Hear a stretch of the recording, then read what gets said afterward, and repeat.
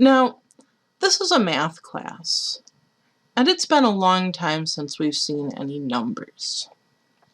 One of the ways that we like to practice our inductive reasoning skills is by trying to detect and continue patterns of numbers.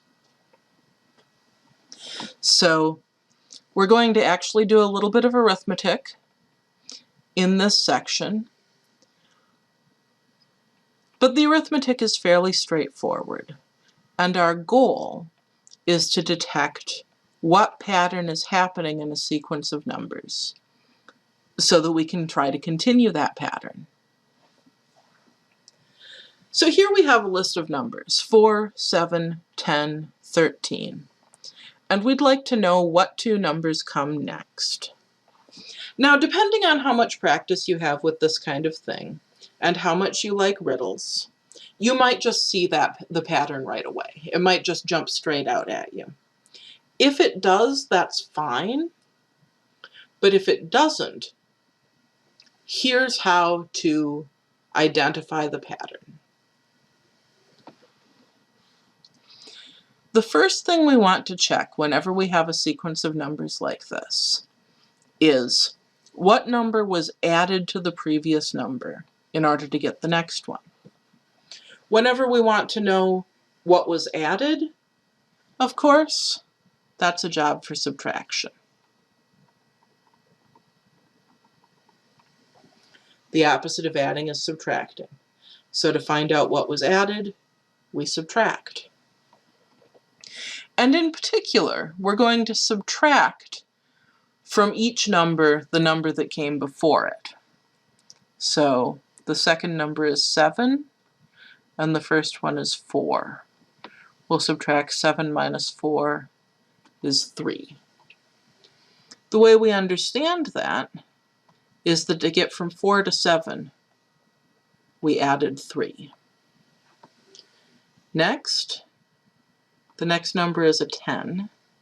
The number before it is a 7. 10 minus 7 is 3. Again, we understand that as to get from 7 to 10, we added 3.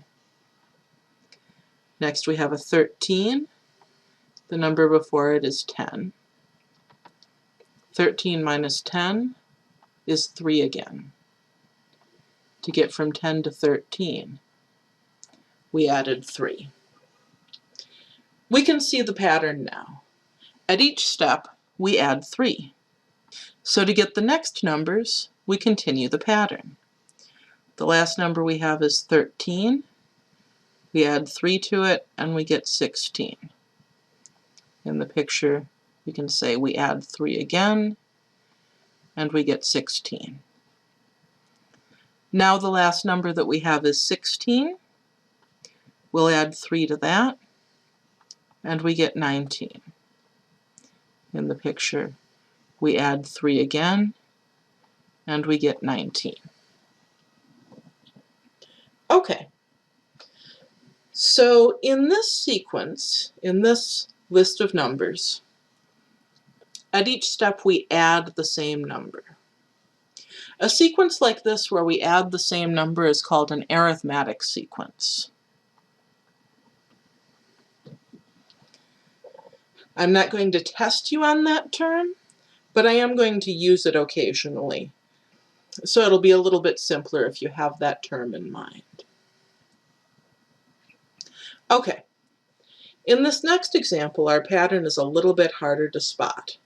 In fact, for this one, you might want to use a calculator. Partially that's because the numbers are just bigger. When we go through and subtract, well, our second number is 96, and our first is 64.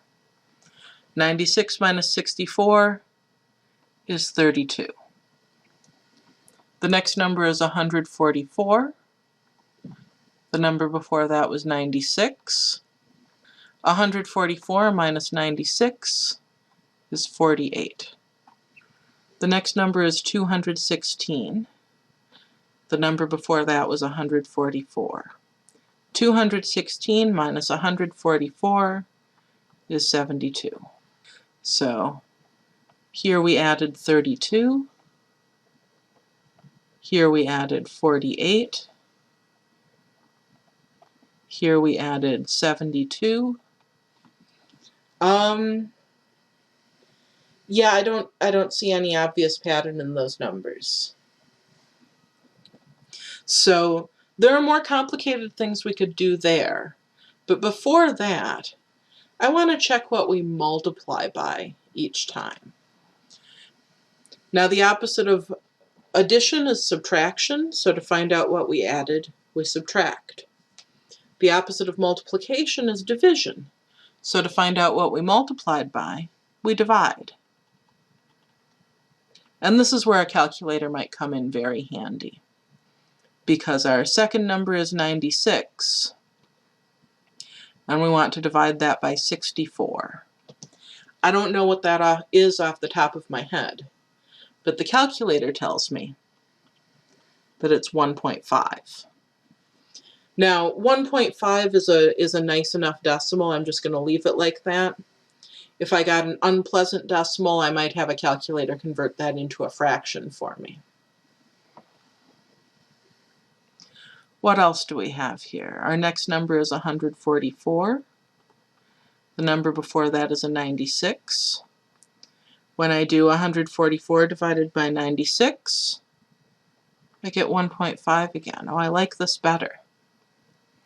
The next number is 216. When I do 216 divided by the number before that was 144, I get 1.5 again. At each step, I'm multiplying by 1.5. So to continue the pattern, I'll continue to multiply by 1.5. At each step, we multiply by 1.5.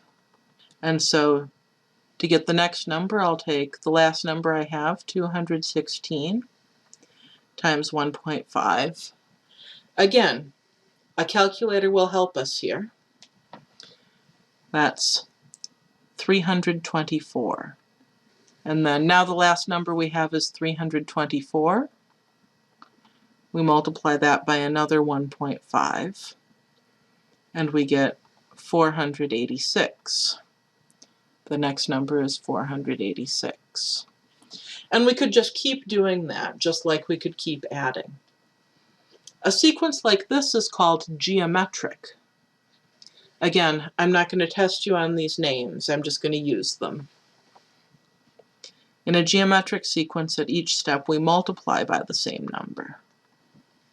So those are kind of the most basic number patterns. And that's the most basic analysis that we can do on number patterns. We can find out what we're adding at each step. If there's no obvious pattern there, we'll look at what we're multiplying by at each step.